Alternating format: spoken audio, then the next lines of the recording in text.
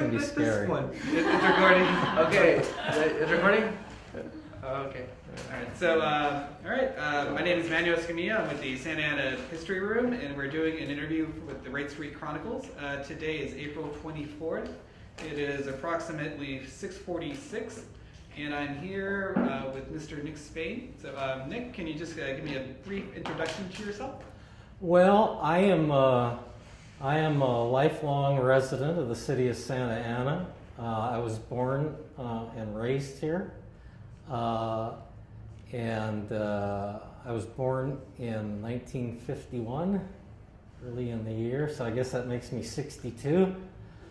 And so I've seen a little bit of the city's history, and I know quite a bit about it because my parents and grandparents first came here right at the end of World War I, following 1918. And so I learned a lot about the city from them when I was very young and what it was like in those earlier years. So a lot of changes have occurred, I'm sure, as you well know. And my activities here, I went to school here, I went to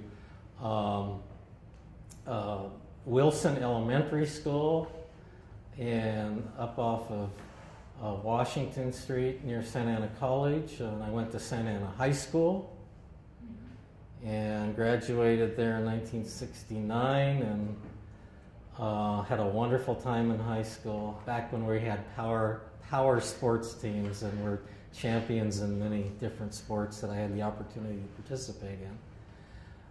Back when we could regularly beat Mater Dei in sports, which doesn't happen much anymore with that school. After high school, I went to Cal State Fullerton for my undergraduate work, back when it was a state college before it was a university. And I also went to the University of California at Santa Barbara. And in the late 60s, 69, 70. And I went to graduate school at the University of Arizona. And after a few years of working in Arizona and New Mexico, I came back to Santa Ana, my roots, and have been here more or less since. Okay. And Well, can you tell us a little bit about those early years and maybe some of the stories that your grandparents and the parents told you? well, yeah, I think one of the advantages I have, even for many people my age, there are very few people, I think, my age or older left who grew up in Santa Ana. And in my early years, up until I was a teenager, the major economic activity in Santa Ana was agriculture. The greatest amount of revenue was still from growing food crops. And that changed radically about the time I was in high school and went to college. Everything changed about what was going on here and in Orange County, in most of Orange County. My grandfather and uncles were farmers in Orange County, and my grandfather and my uncle had a ranch here in Santa Ana. So I spent most of my young years on that farm. And there were two locations initially. One was off of Warner Street near Maine. At the time when I was a young kid, that whole area, Warner Street South, was all fields. No South Coast Plaza, no houses, no big tall buildings, nothing. You'd stand there and it's all dirt. Okay, now if you were to look back towards the city, that's where you would start to see the residential districts. But Warner was pretty much in the 1950s where you went from suburban to rural farmland. And so I was connected to agriculture from that standpoint. My parents were not farmers, but other uncles and my grandparents were in the area and continued to do so in some cases up into the early 1980s. My grandfather did actually move a farm location for the last number of years out onto West First Street, which was called Bolsa Street back in the old days. In the 50s and 60s, it was Bolsa. And our ranch there was out between Euclid and Brookhurst on Bolsa, which then there was a little town. It really wasn't a town, but it was called Bolsa, the town of Bolsa. And it's kind of historic because it doesn't exist anymore, and it's kind of where Fountain Valley and Westminster and West Santa Ana come together. So those early years that was a big transition. I'm glad I had that opportunity because, as I say, by the time I was in my late teens, everything was changing. Housing developments were going in everywhere, shopping centers. South Coast Plaza, I believe, was built in 1966 or 67, and that was on our neighbor's property. Their name was Segerstrom.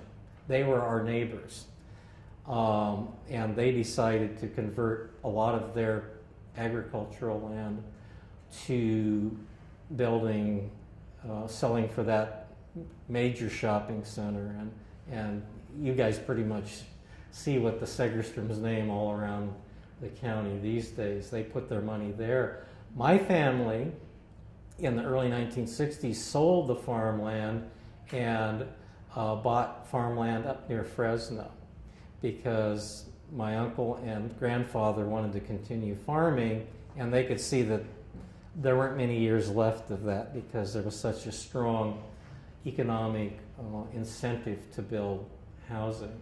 So rather than wait a few years and sell to a developer and make all of us rich, and I probably wouldn't be here today in Santa Ana, be managing some giant fund somewhere like the Segerstroms. But my grandfather and my uncles felt that the farming tradition was important, and they wanted to continue doing that. My family, my mother and father, and some of my aunts and uncles stayed down here in Santa Ana. So we just did not continue the farming tradition past the early 1960s. But we grew our farm was a lima bean farm. Santa Ana was the largest producing area in the country for lima beans. Now, imagine some of you, and maybe all of you, don't even know what a lima bean is because they're not big in the market anymore. And so that's something that at the Jerome Community Garden right across the way here, when we started it, we were growing a little section of lima beans so everyone could see what those look like.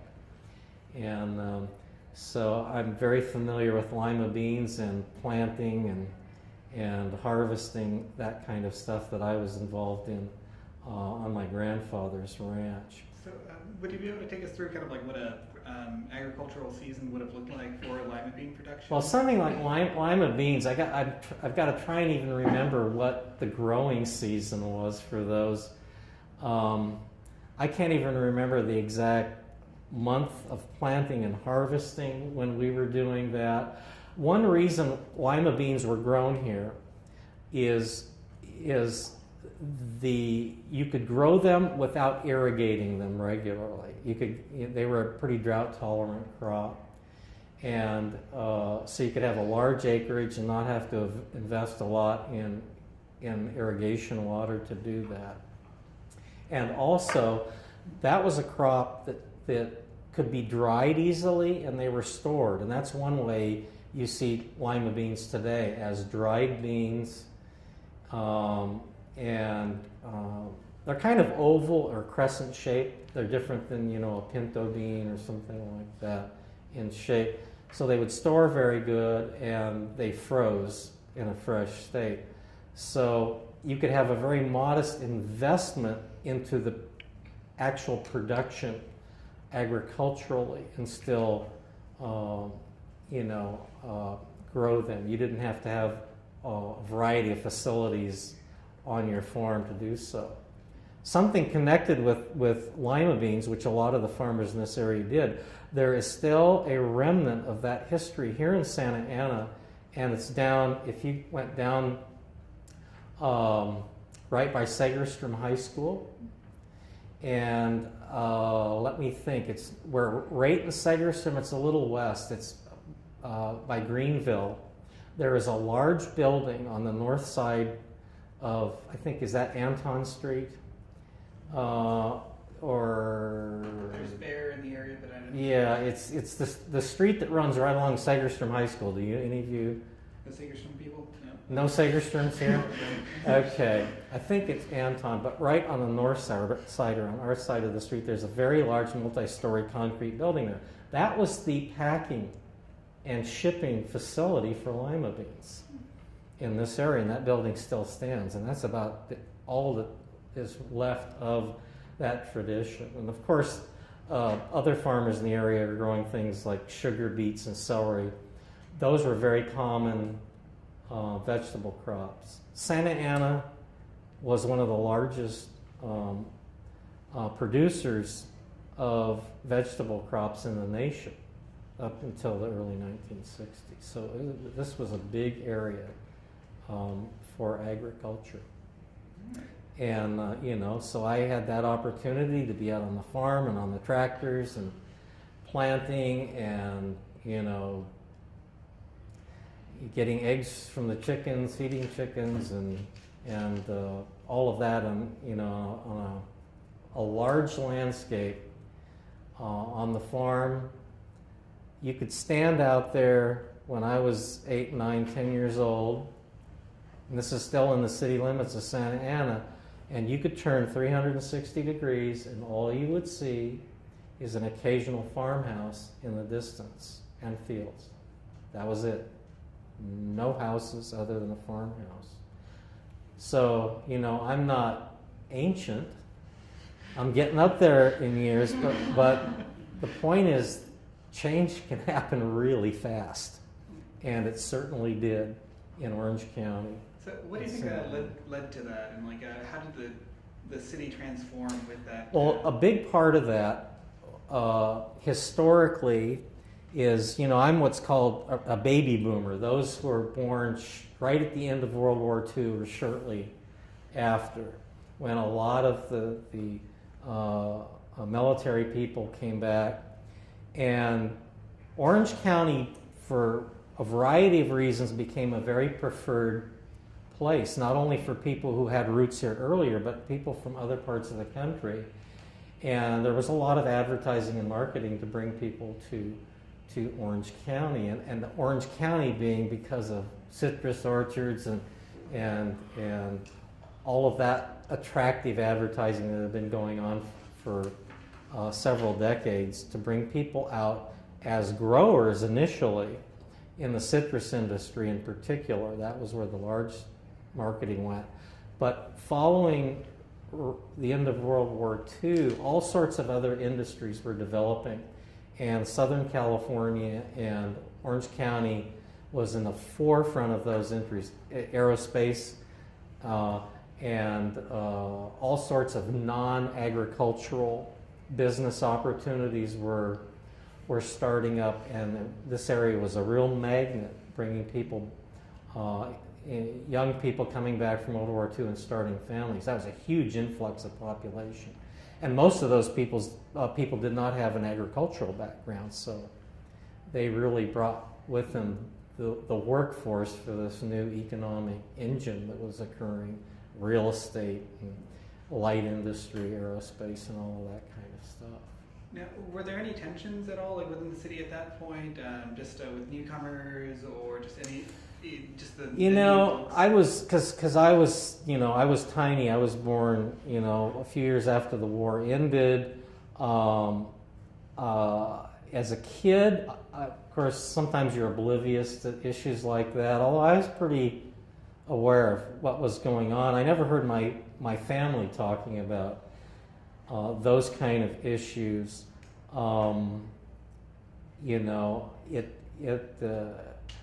in my family, because of that burgeoning growth, the issues were whether to stay in agriculture here or not, whether you could afford to or not.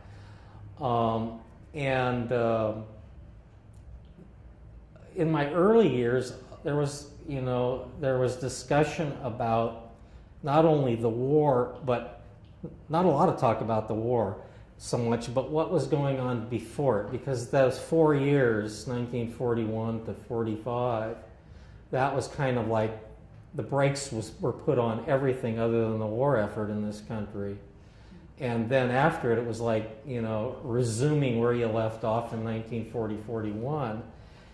And so as kids, we used to hear a lot about what was going prior to World War II. And some of the interesting things from an agricultural and a cultural and sociological standpoint was that Orange County had quite a number of Japanese growers, farmers in the area, which my family knew well, or friends with.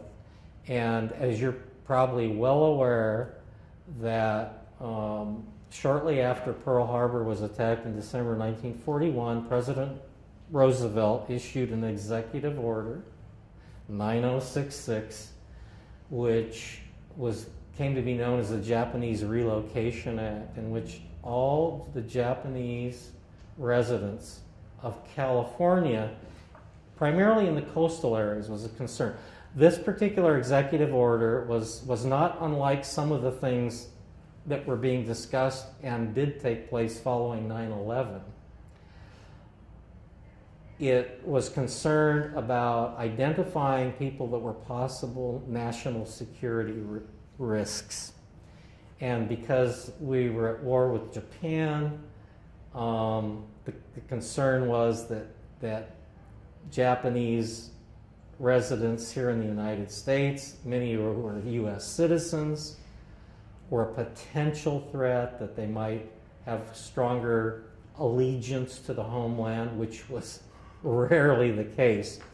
So that was a very traumatic issue, not only, of course, for the Japanese in Orange County and Santa Ana, but others who knew and had Japanese friends. It was a big, big issue. And I know in my family, it was something they were all ashamed of, that this had taken place. And what some of the farmers had done during that time, when Japanese families were relocated to inland sites, there were several sites throughout the western United States in which they were interred was the word, but incarcerated, as if they were prisoners. So the issue was a lot of the Japanese families had land. They were growing, and they had to, in a short period of time, days and weeks, take all their belongings and move. Well, what about their farms? What about their houses and all this?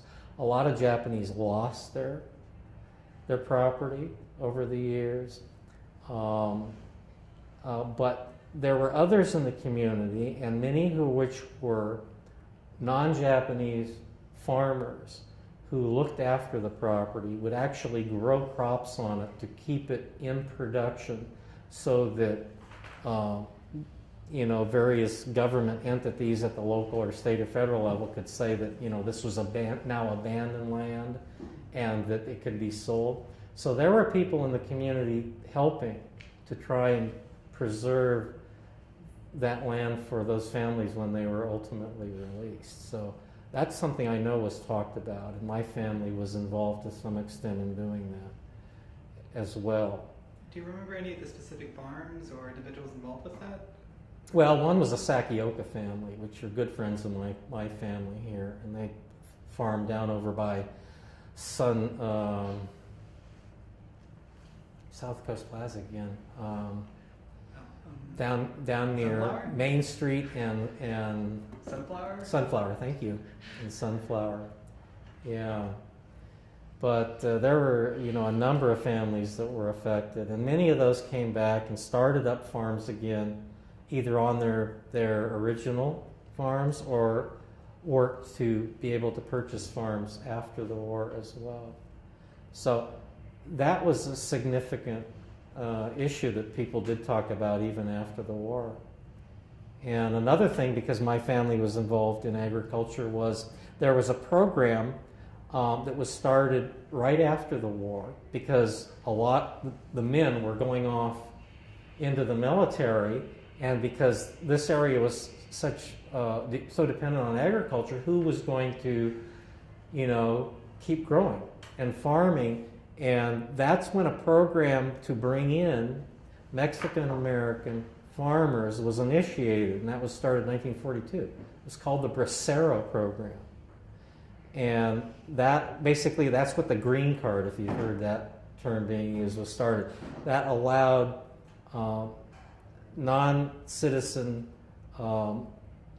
Mexican individuals to come into the country and work for a period of time, primarily in agriculture.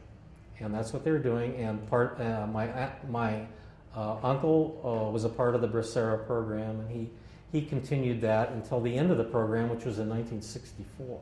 So it went for 22 years.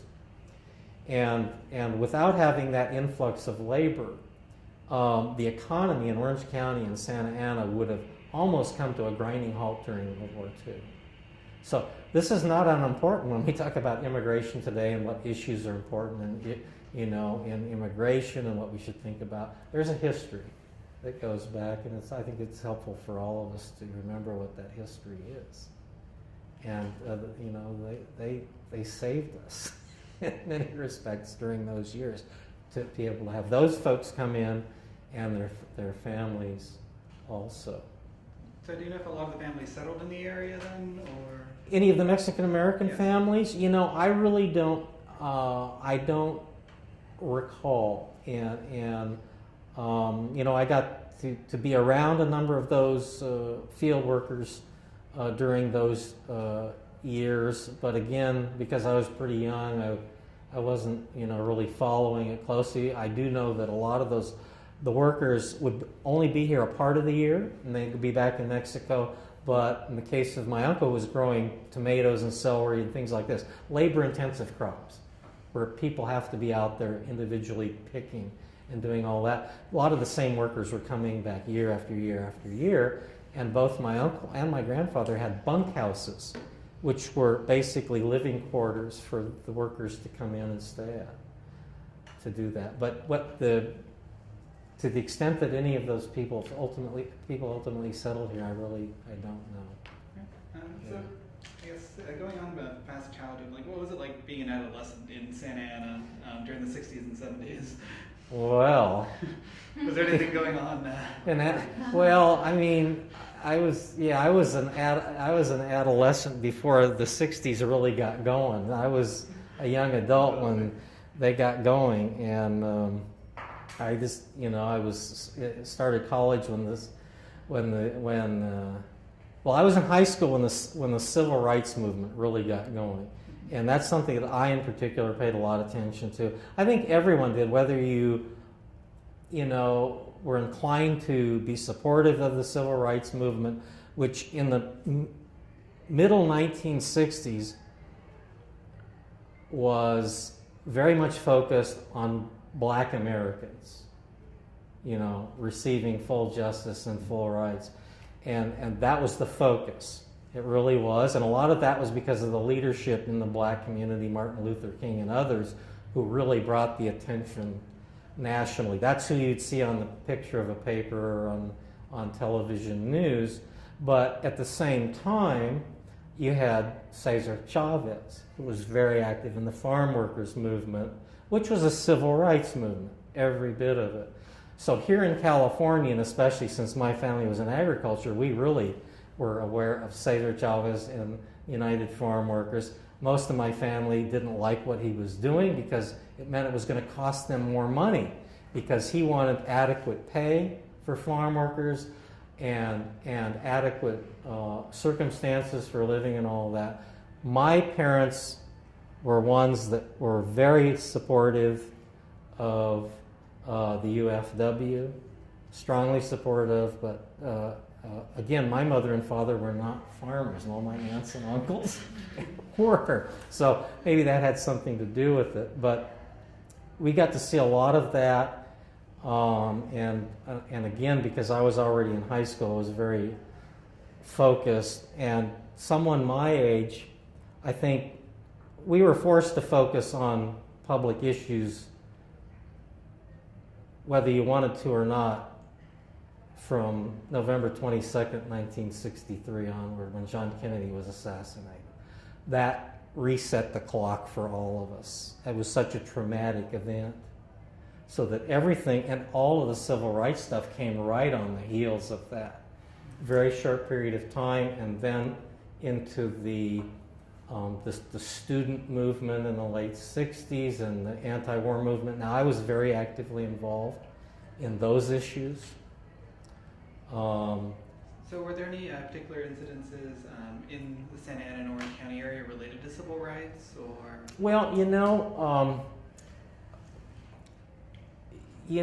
not a lot was taking place in Santa Ana or Orange County. Cesar Chavez made a few visits to Santa Ana in the mid to late 1960s.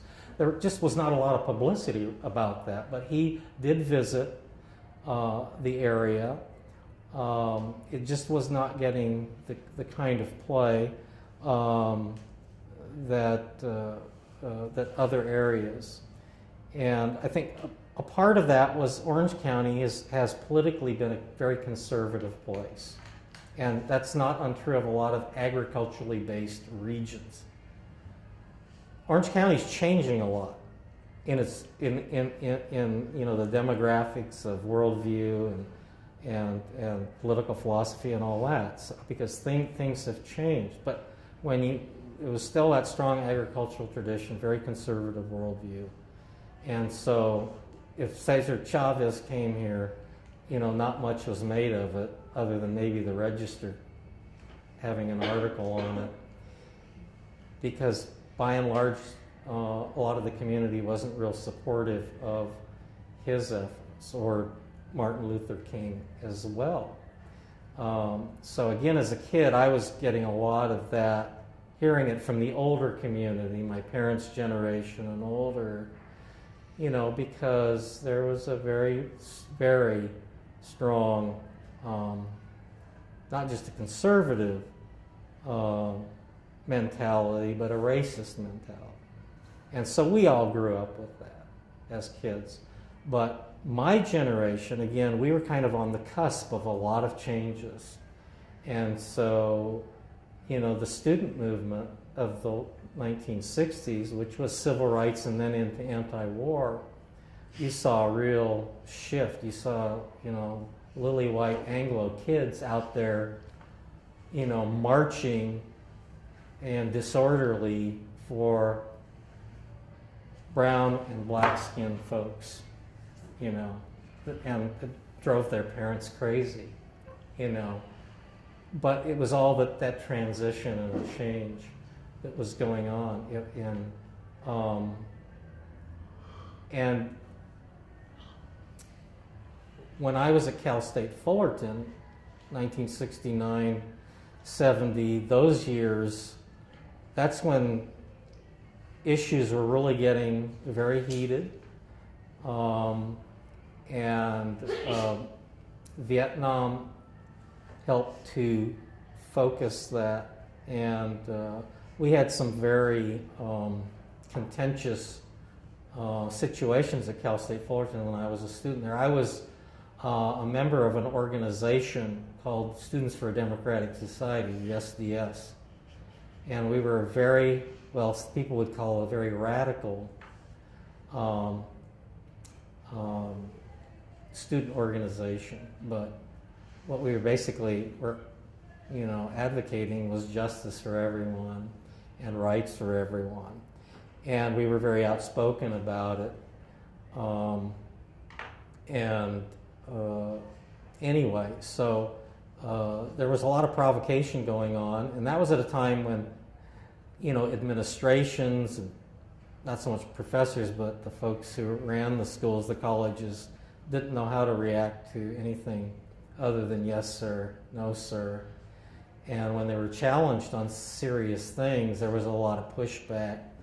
And we had some violent confrontations at Fullerton with police and billy clubs and people being beaten and all of that kind of stuff in 1969 and 70.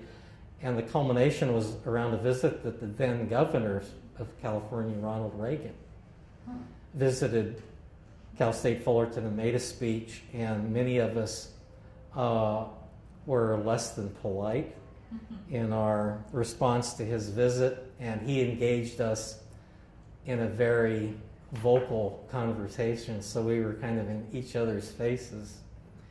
And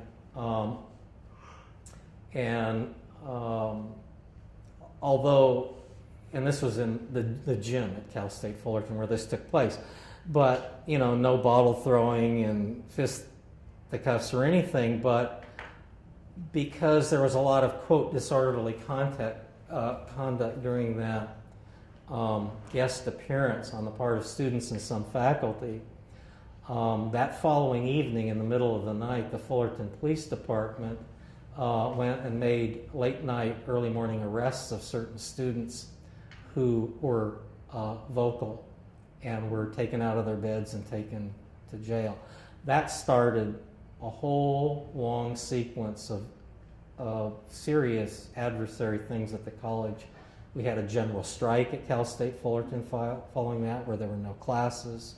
Students and professors boycotted the college, and and a whole series of things took place that you may be aware of, that you hear about from other colleges or universities or places at this point in time.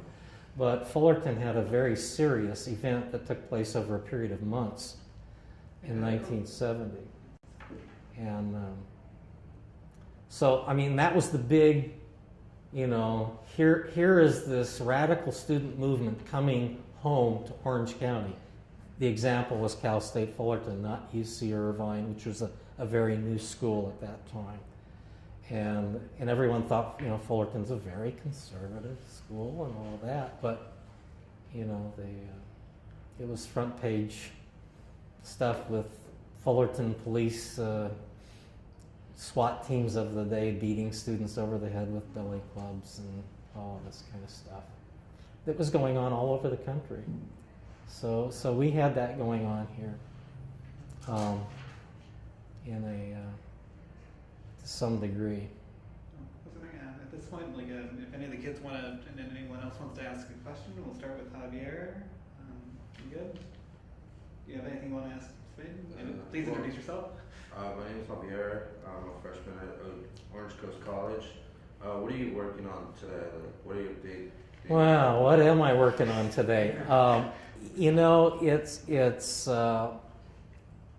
although I've been more or less a lifelong resident of Santa Ana, it's been in the last 15 years or so that I've really gotten engaged with the community at large to try and bring changes that are going to bring people together and create better opportunities for people in the community.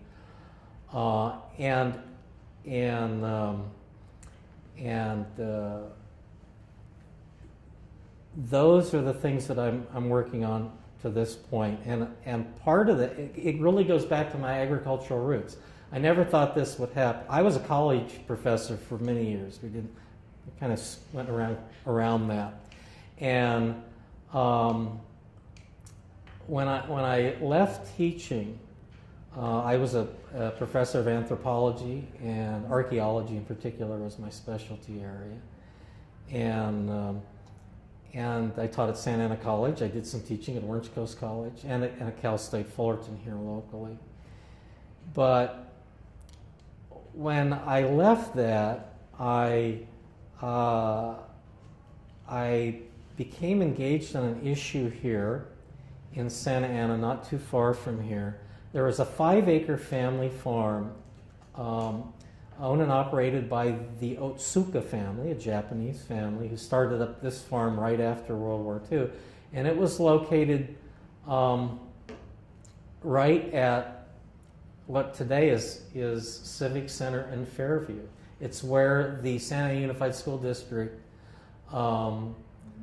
district warehouse is today, and right where Civic Center ends. Well, up until 2002, that was a little 5-acre family farm that had been farmed for 55 years, and there was basically a farmer's market there that was open like 6 days a week for about 8 to 10 months a year, and you could get vegetables all the time there. It was a wonderful,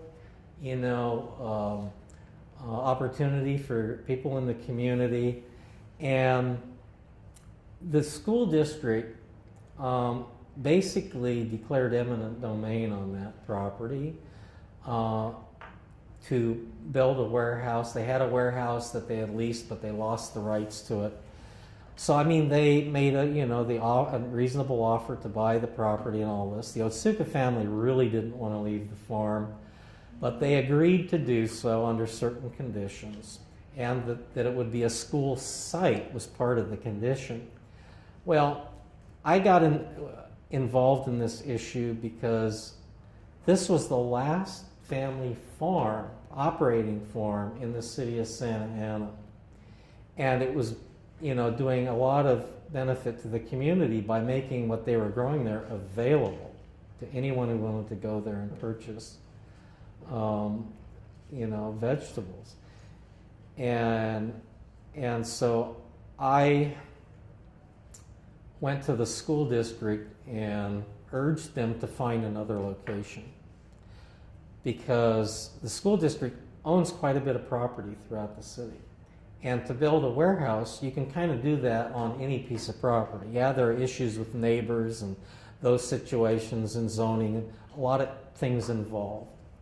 But why take away the last farm with the best soil left in the city of Santa Ana for growing and throw a building and asphalt on it? So I worked hard to try and encourage the school district not to do that. Well, go down there and look to see what it is today. You can see if I was successful or not. But that started something for me and for the community. And I became a very outspoken advocate for maintaining open space, and particular spaces that could be used for growing, community gardens, small farms, and that concept. And I was asked at that time by a local nonprofit called the Grain Project here in Santa Ana if I would come on as their director to promote these issues, but with the backing of an organization, because I was acting as just Nick Spain, resident of Santa Ana. And you usually don't go too far as a single person without, something behind you. Good ideas aren't enough most of the time. So I agreed to do that with the Grain Project, and so we started advocating with the school district to have school gardens on school sites that the kids could be involved in growing their own food, actually having instructional-based programs involving what was going on in those school gardens. We went out and raised money to start a pilot program in 3 schools. So I spent about a year doing the groundwork for that. The school district ultimately decided they did not want to do that at that time. And that's when, because other people in the city were kind of watching and listening to what we were talking about, the director of Parks and Recreation came to me and said, once the school district said no, they said, "We like what you're talking about. Would you come and do a community garden in one of our city parks?" That community garden is right across the way here, the Jerome Community Learning Garden.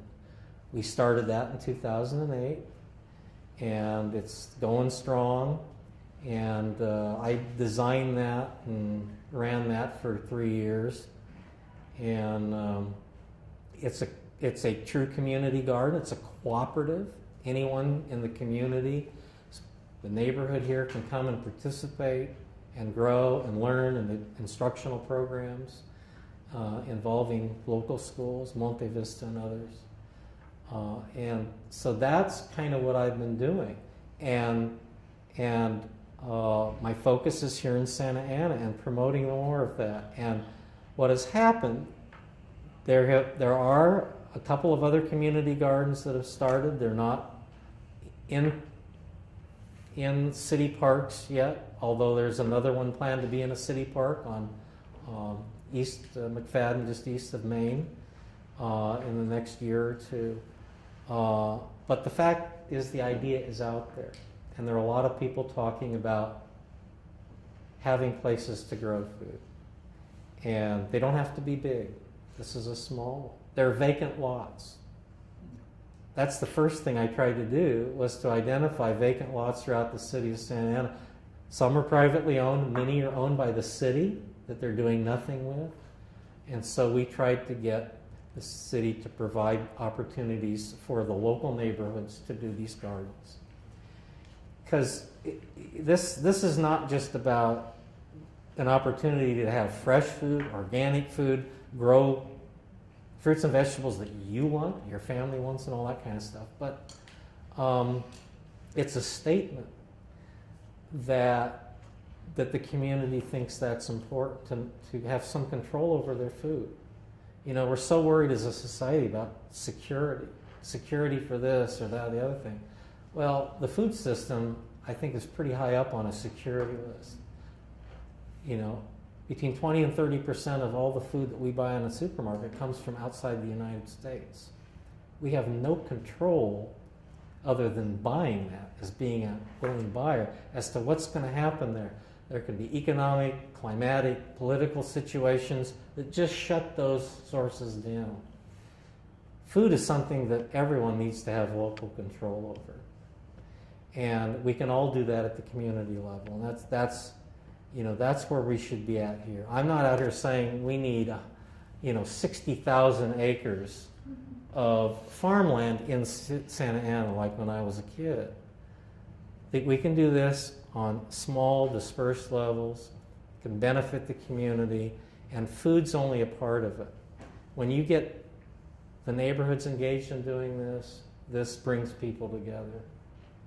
And in ways that are not obvious or predictable. And I've seen that in the years that I was involved at the garden right over here, bringing young people especially. The people who made this garden happen were not me and other adults who were interested in this and starting it. And it wasn't college-age kids. It was kids from 5 years old to about 12 or 13, the first couple of years. They're the ones who came in, dug out all the grass by hand, planted, watered, came back week after week after week and worked hard. And that is something, we used to hear because this is the first project like this in the city. The questions coming from the city officials were, could this possibly work? Would kids even be interested in doing something like this, being a part of it? And I said, don't worry about it. It'll just happen.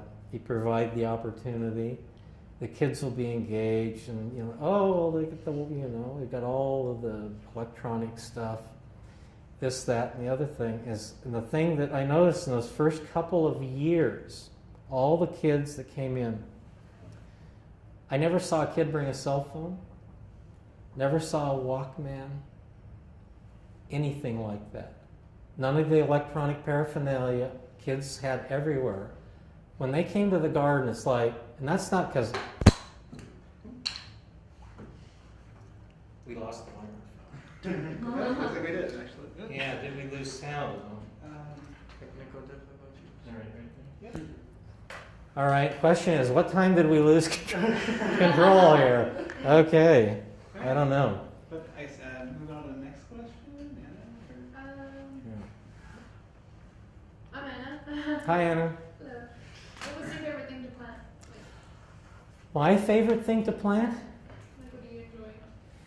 Oh gosh, so many things. I think the garden's the best example because when I was a kid, it was lima beans is what you did, and alfalfa, which is like feed for animals. But with the garden, when we started there, we wanted to have a huge variety of things. One, so people could have access to all kinds of vegetables in particular and some fruit plants, but educationally, because it was the kids that were the primary participants initially. Young kids, most of those kids' experience with where food comes from is, if you ask them, ask a 6, 7, or 8-year-old, where does food come from? What do they say? Where does food come from? McDonald's. It comes from the store or McDonald's, something like, right? Oh, what, it comes from the ground. No, it comes from the store. They haven't made that connection. Once you have a little piece of land and you have seeds, you put them in the ground, water them, and things start to grow, the world changes. It opens up in ways you can only experience. And it happens immediately. And so that's why we went to a lot of stuff. My favorites, I love tomatoes. They're just gorgeous food. They're actually a fruit, not a vegetable. But they're gorgeous, and they come in many different varieties. And when they're growing in the summer months, they're very abundant, and you can just keep picking and picking and picking for several months. So there's a lot of reward for very little effort and planning. Yeah. Oh, I was gonna say, you like tomatoes, right? Yes. Oh, well, why did the tomato turn red? Oh gosh. Because All right. I don't know. Why did the tomato turn red? he saw the salad dressing. Okay. Okay. All right. Well, you can tell I didn't have a repertoire of tomato jokes. But the other one were like beans, string beans, for example, which is a similar plant to the lima bean, but they look different. Because you just put a bean in the ground, it sprouts very quickly within a period of a week or 10 days, and it grows well during all of the warm season, and it just produces beans and beans and beans, and you can pick 2 or 3 times a week, and you just keep getting beans. And so during all the summer and the fall, it's just a very rewarding experience. In that regard. The other one I think that kids appreciate, and which I like as well, are radishes and carrots. They sprout quickly and they grow pretty quickly, and you can do multiple crops of them. And so, especially for kids, they get to see the whole life cycle happen pretty quickly. And it's just a tremendous education experience for these kids who thought food comes from a store. Their view changes rapidly and profoundly because the kids that have been involved in this garden for any length of time, and some of those young kids were involved for a couple of years at a time, every week, they'll never ever forget that. That's part of their life experience. And we can be doing that all over the city, in the neighborhoods. It's an asset, tremendously low cost, with benefits just manifest. My name is Richard. And Richard. My question was, do you guys, besides growing vegetables, do you have farm animals? We don't, and not that we haven't considered that at the community garden here, because it's on city property. The city, they have zoning and code regulations, and they were reluctant to allow us to have, for chickens, for example, there. Although we have made headway in getting the city to rethink those issues, and the first significant step in that regard is the city ordinance that basically does not allow people to have chickens in their backyards because there isn't enough room. Those laws have been changed and they're much more liberal now, so that people under certain circumstances can have chickens. But that, in the long term, is something that, you know, chickens and goats and rabbits and all of that kind of thing is something we've envisioned or working towards. Yeah. Okay. My name is Marcos. How would you explain your teenage years with the ladies and parties and stuff? Wow. Anything you would change or anything like that? How would I? Well, I don't know where to go with that question. If I was running for office, I wouldn't go anywhere with it. But I mean, it was pretty, you know, standard thing.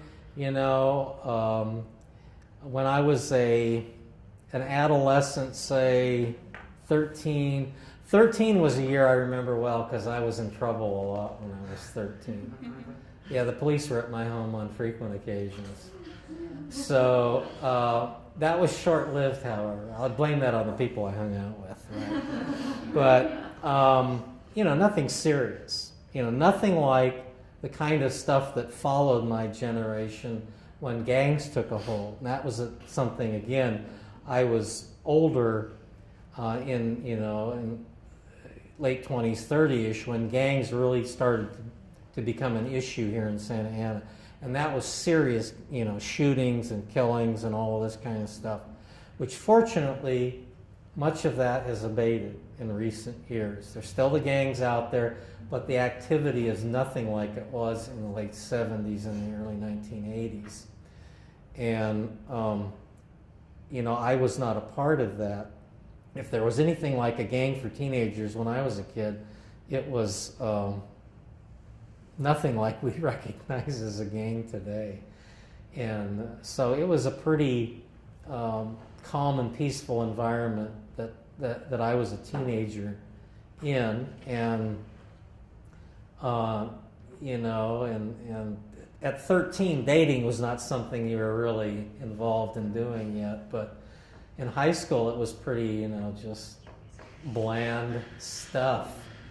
You know, it was, you know, proms and dances and taking your girlfriend to the movies and, you know, out to restaurants and that kind of thing, and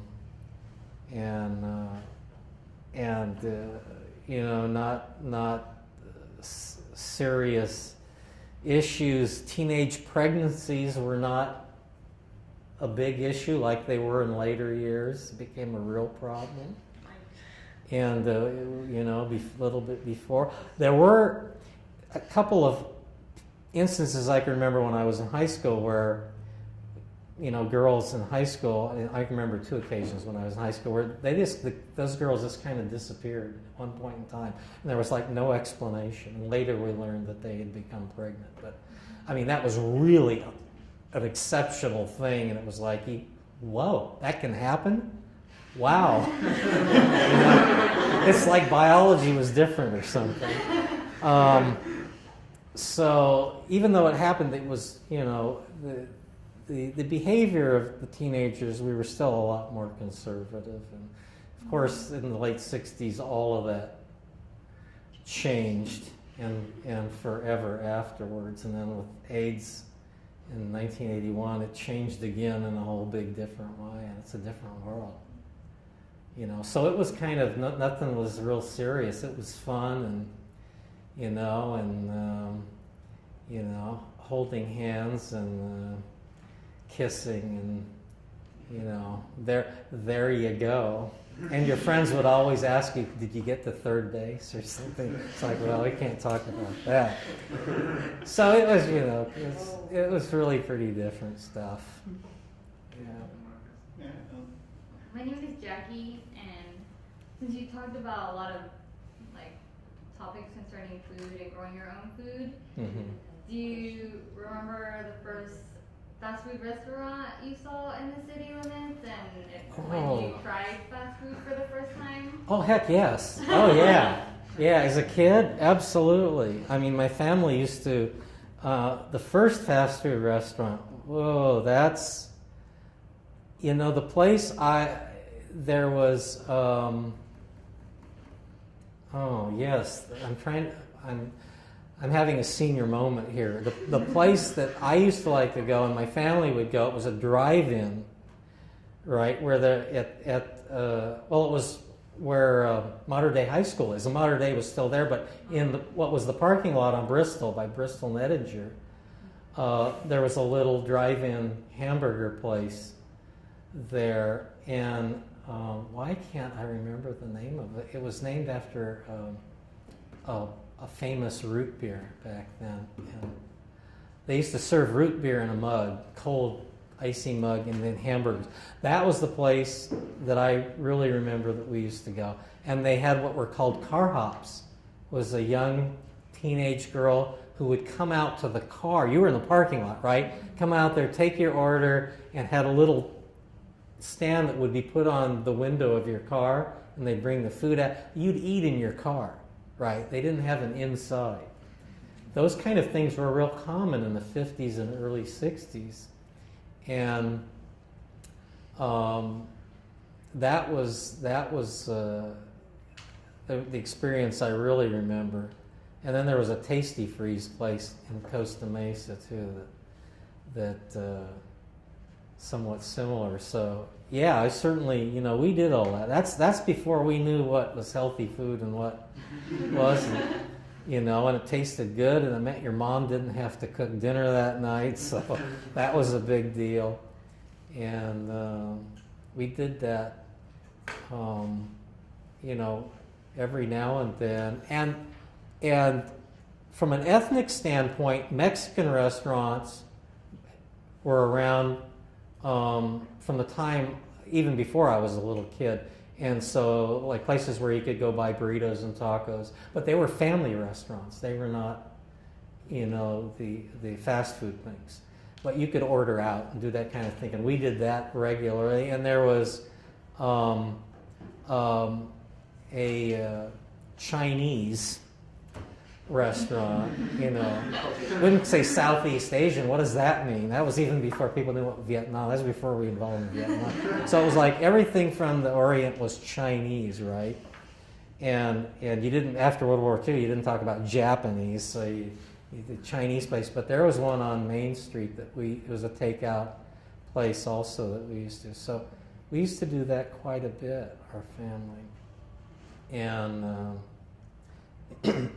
here you go, the sign of the times. Mexican food, which even as kids we knew, it was Mexican food. Tacos and burritos and a variety of other, what proved to be really Mexican type dishes.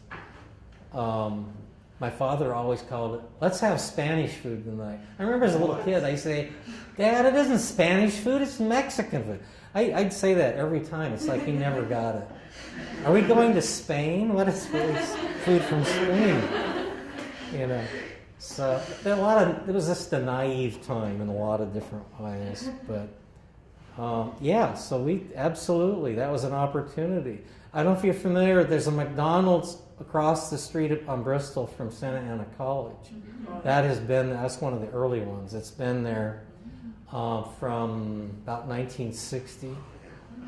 You know, and I think they stopped counting at about 99 billion. Well, I remember when they were in the hundreds of burgers served, right, when they first started. And so that goes way back, although I never liked McDonald's. You know, I just didn't like McDonald's and Jack in the Box. So when those came along, I just never went there. And I got weaned off of the fast food stuff pretty early on, of the burger kind of places. You know, but nowadays it's a real health kind of statement to stay away from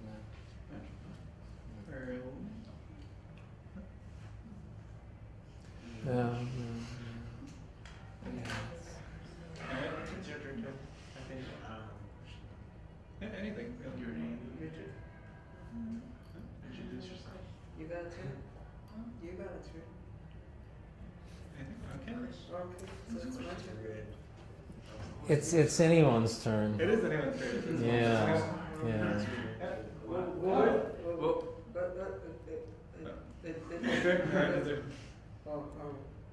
What's your name? My name is Victor. Victor, I'm Nick. What's up, Nick? What were the differences in like gangs that you like see now and that you saw? Well, we talked a few minutes ago, and really that you know, in the last 30 years, the gangs, there have been more of them, and they're extremely violent. And that was, you know, there were gangs when I was a teenager, but they were usually very small in number, and they were more, well, I won't say more, even gangs today are identity-based, but the nature of that membership is different. And of course, the impact on the rest of the community is a whole different world. Those small groups of guys that called themselves a gang in the 1950s and 60s, they weren't out affecting the rest of the community in any way. They were really identity groups that it was about membership and being a part of. And there were rare instances where there might be a knife fight or something you'd hear about, that kind of thing, but you know, not these wars, territorial wars that go on in gangland America today. It's an entirely different thing. So as a follow-up to that, do you think there are any kind of structural causes for the rise and kind of a later decline in the number of gangs in the city? You know, I don't know that I'm really qualified more than anyone else to say. I like I say, the last 15 years or so, I've been pretty involved in the city and in city government. I've been president of a neighborhood association for a number of years, and so kind of representing a neighborhood, you hear about things, you get to know more about them and interact with the police more and that kind of stuff. But you know, the policing of gangs in Santa Ana changed a lot, and a different philosophy. And you know, there are several different factors, but now you've got you've got gang units within the police department that focus almost exclusively on engaging with gangs and working on those issues. And active policing, being out there, the police force not tolerating the gang activity that spills over in the community, and to respond each and every time. But you know, it's not, the answer to gangs is not policing. It's much deeper, it's much broader. It's social and cultural, and I don't think we fully comprehended how to engage the issue. I don't like to use even the word deal with the issue, engage it, because people become members of gangs, there are reasons. You need to know what the reasons are, and that's an individual thing, and that involves people on a one-to-one basis, and you have to be willing to have people draw people out in conversation. This area here in recent years was a heavy gang area. It still is in some respects. Townsend area is one of the highest incidence areas in this community. When we were asked to come and do the community garden, the question is, well, it's a dangerous area. The residents are afraid to be in this part. That's what we were hearing. And I said, well, no, I understand that. I've read the police reports. I've talked to people and all that kind of thing, but this is a great opportunity, and maybe by having this community garden here, we'll draw people and to utilize it and utilize the park more, and simply by being here, reclaiming the park as the neighborhoods, and there'll be less activity. Well, I'm not going to say we're responsible for that, but since we started in 2008, crime rate in this area has gone like this. And there's been a lot of other things going on. The city's taken a very active role in trying to address issues going on here in the Townsend Rate area. We're only one small part of that. But we weren't afraid to come in and park here. And very first thing I'll remember when I came and we were figuring out where we were going to put the garden, which part of the park. I was hanging out here a lot, and I was out here with tape measures and shovels and testing. Well, a lot of the gang guys at the time would hang out by the handball court right near the garden. So here's this old white guy hanging out in their place, you know, doing weird things, walking around with a shovel and getting water. And so one day, to get water, I had to walk up by the handball court, and one of the guys just came over and said, what are you doing? So I explained, well, you know, we're planning on putting in a community garden here for the neighborhood to use, grow food and all this for families, blah, blah, blah, blah, blah. And question, well, why? Why are you doing that? You know, why? And I would explain, you know, it'll benefit the community. You have healthy, you know, fruits and vegetables you can do right here. Like to do a lot of these things. This is a neighborhood where we think it would be helpful. Oh, question, what's in it for you? What are you getting out? Well, nothing. Actually, I wasn't being paid to do any of this out of strict interest. And I said, I simply want to benefit the neighborhood. You know, I live in Santa Ana. I only live a few minutes away. This is important for this city as a whole. And it was like once that they felt that this stranger wasn't trying to get something for me or our group or whatever.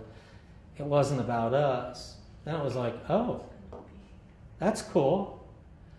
But these were the gang guys. And as I learned out, there were one guy in particular that I was talking to on that day, and the other guys are hanging back. And it was, you could see in the faces of these other guys, why is this guy talking to this guy? And what I learned later, this was the head guy of the gang that came up to talk to me. So we're having this conversation. Once they saw he was interested in what was being talked about, then everyone got interested in what was talking about. But see, this is all part of a community. You got to be willing to go into it. And, you know, simply say, you know, we value the community, we value the neighborhood. Is there anything that we can do that could make this a better place for everyone? Not just you, but your brother and sisters and your cousins and everyone else. And once that got across, it was like, oh, that's okay. We like that. So we never had a problem over here.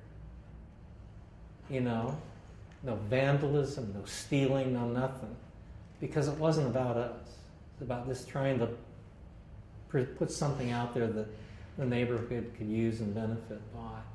So that's my real gang story. Is you engage with people and treat everyone squarely and honestly, and you tend to get a lot of that back. You know, you don't have to put up with the murders and all that stuff. You got to stop that, and you deal with that accordingly. But that doesn't mean you treat people as something else. Mm-hmm. These are all folks that can be part and are part of the community. You know. So with that, is there any kind of last statement that you'd like to make either for future generations or for the people present here? Oh gosh. You know, it's kind of funny because, you know, a lot of what I've talked about this evening, things that I'm doing now and in the last few years that really are so similar to my background when I was a kid. I never thought when I was a kid, and especially when I was an adolescent, and even after I got out of college, that I in any way would be connected with growing food again or agriculture in any way, shape, or form. I just never thought about it until somebody came up to me, one of my former students at one point, and said, well, you know, everything you're doing in teaching is based on your family history. And it's like, I kind of went, oh, I hadn't even thought about it. You're absolutely right. So a lot of life can be a big circle, and you can come around to things, and there are connections that you make in life. And, you know, most of us these days, we are born and raised in an area and we move away. And that's kind of the nature of our society and the way it's been, even with my generation. And you spend most of your life away. But there are those of us who tend to stay in the same place or come back to that place. Don't ever be afraid to come back to that place in which you started. Even if you go away and do many good things for many years, don't ever be afraid to come back if you feel the calling. And don't feel that you have to leave if you have a calling here, because your community will benefit by it. And Santa Ana cannot do without you and without your brothers and sisters and your children and the generations. That is an ultimate story. One little anecdote about the garden. Right next to the garden, on the north side, when we first started the garden, there were no trees. It was wide open. And the idea was to expand the garden over time. Well, the city came in and started putting in a bunch of trees there. And I didn't want them to do that. It discouraged me. I said, if you're going to plant trees, let's plant some native trees native to this area. Not the beautiful purple-flowered jacarandas, the city tree, but some native trees, like some oaks, which already grow here in the park. And I was fortunate enough to get out this whole group of people, like you, and it would be about 3 times as many people, all city officials, right, to make a determination as to whether or not they could do that or thought it was a good thing. The argument was, well, an oak tree, that takes 100 years to be like a full-grown, And I said, well, it can be. Yeah. And, well, 100 years, wow. And I said, well, all of the people with the white shirts and the ties, and me in my dirty shirt and dirty baseball cap and all of that, saying, well, what's going to be going on here in 100 years? We don't know, but is Santa Ana not going to exist? Is it not going to be a city? Are your grandchildren or great-grandchildren not going to be living here? We don't know, but is that what your plan is? To not think about 100 years? And so it was kind of quiet. And then one of the head planners for Parks and Recreation, he was a young man, maybe in his early 40s, but he had a family, and he thought, and then he spoke up and he said, I'd like to be able to come out here with my grandchildren and say, we planted these trees for you all these years ago. There it is. That's the kind of thinking we need to have. It's not about tomorrow and the next day. It's about generations. But to think about generations in the future, you have to think about today and tomorrow. And take action now for tomorrow.